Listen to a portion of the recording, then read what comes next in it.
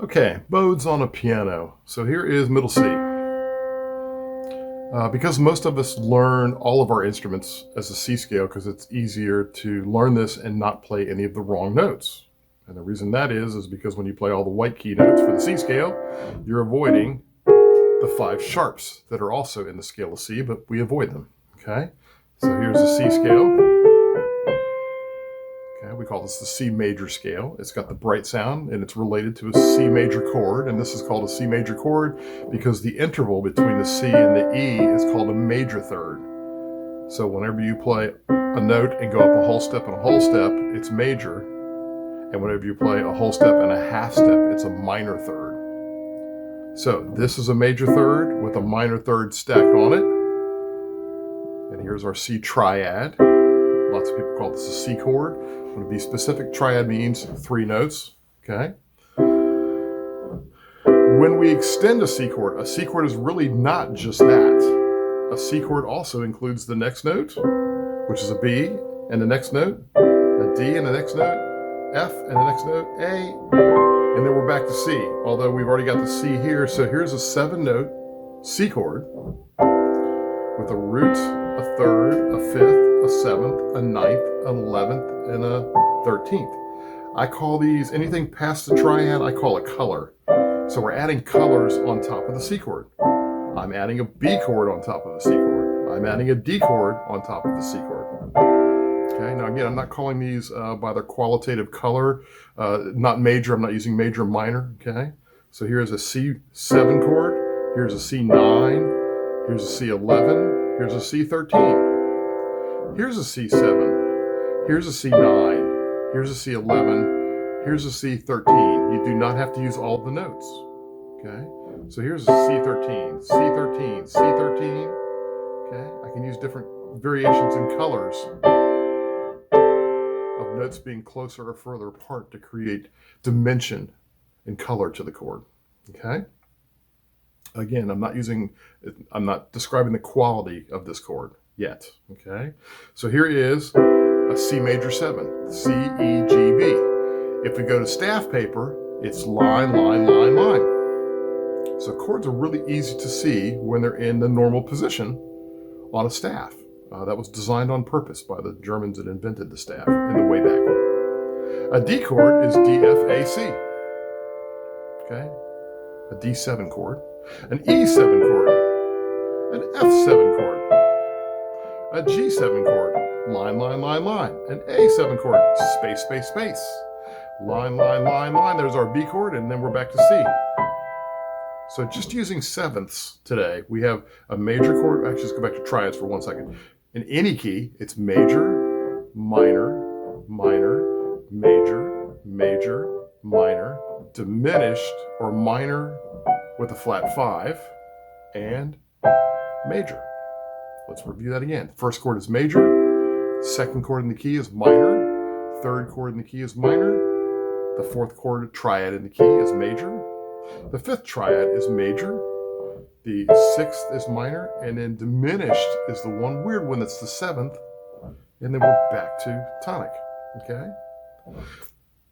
This is the tonic chord, the first chord. The 5th note, if I stack a chord off of that, that's called the dominant chord. So many people have heard of a dominant chord or a dominant 7.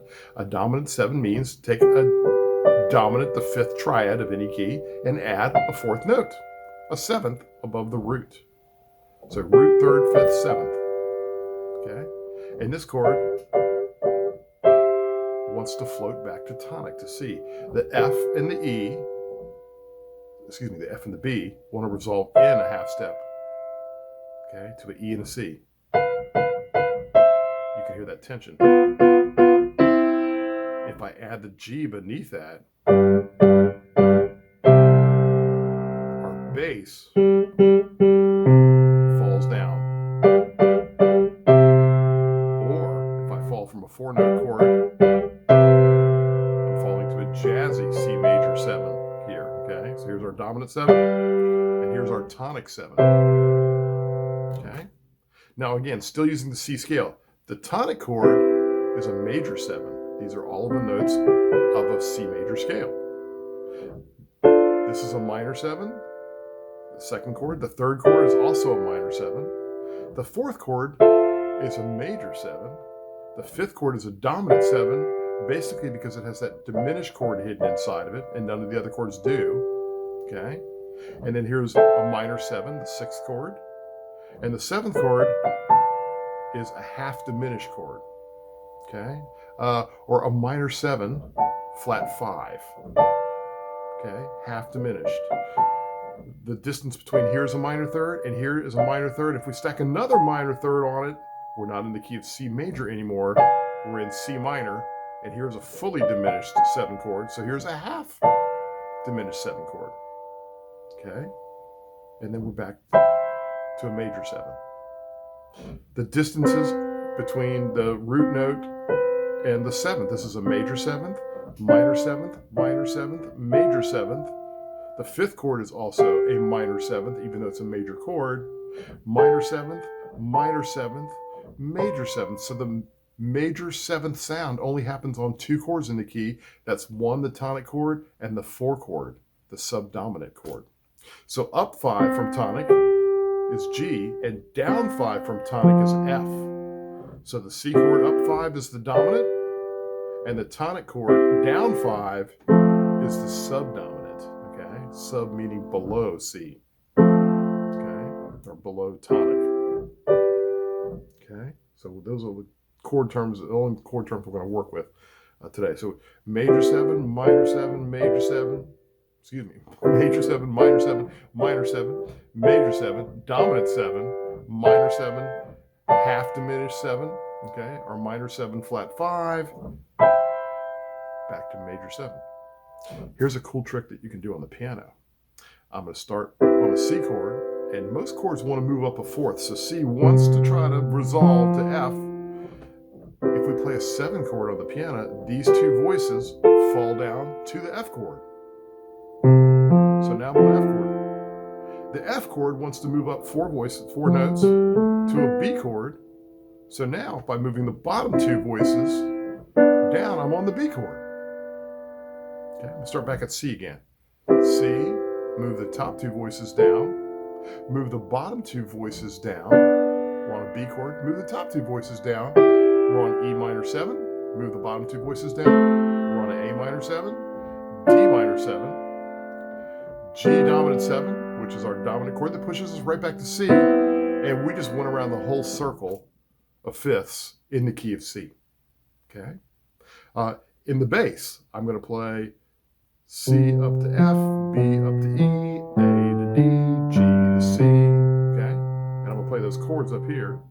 So we have C to F, to B, to E, A minor 7 to D minor 7, and finally we're back at our G dominant 7. Okay, this is in a lot of jazz tunes, and this is a good compositional idea to really understand. So the 1 chord moves to the 4 chord.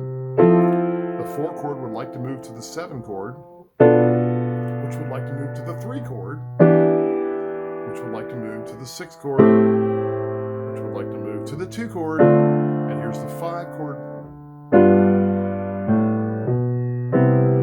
It's very relaxing to play that, right?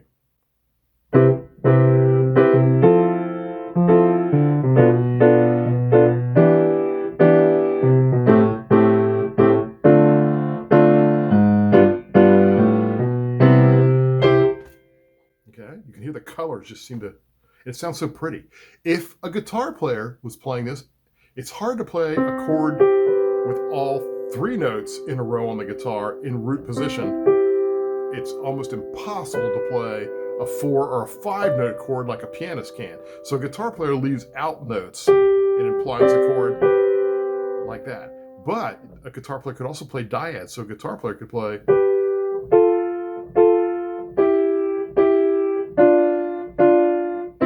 So here is this chord, C major 7. Here's the F chord.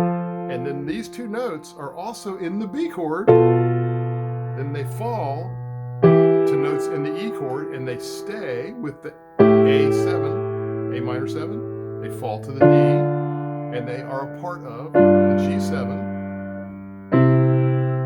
Okay, so looking at just the top two voices again for a guitarist, or maybe two saxophone players, or two trumpet players if we were writing parts out for a band.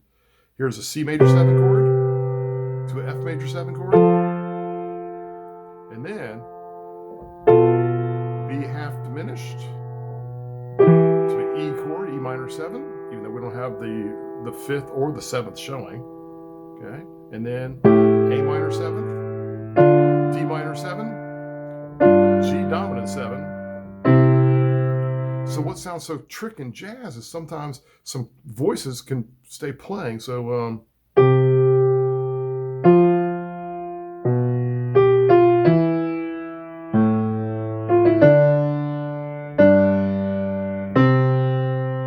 sometimes the voices there we're holding. It just sounds so pretty for a saxophone player or a singer to sing one note while the chord moves under them. Okay, so when a piano player plays, these two voices, the C and the E, are staying. Now the F and the A are staying. Now the B and the D are staying. Then the G and the E are staying singing. The A and the C stay while the other two voices move.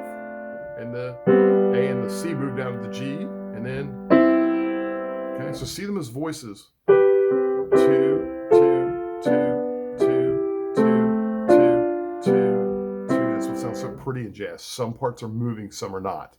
Okay. So again, we went 1 to a 4 to a 7 to a 2, 3 rather, to a 6 to a 2 to a 5 to a 1. You want to learn that. Okay. 1, 4, 7, 3. It's a 6, 2, 5, and 1. Okay. I don't know if this is on the video, but 1, 4, 7, 3, 6. Went around the circle of fourths, which is the 5ths backwards. I could C down to F, F down to B. So here is going down a 5th. So all chords are trying to resolve down a 5th or up a 4th, just like that. So think G7. If you ever forget, the G7 chord is the 5th chord, resolving either down to the tonic or up a 4th.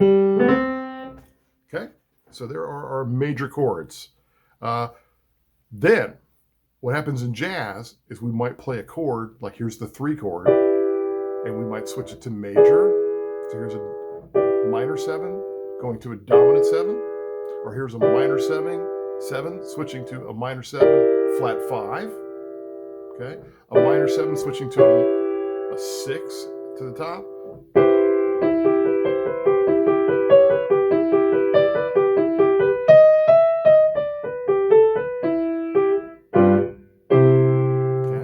So these sharp keys can come in handy to adjust chords that are not in the key to create, again, new colors and fun in our songs.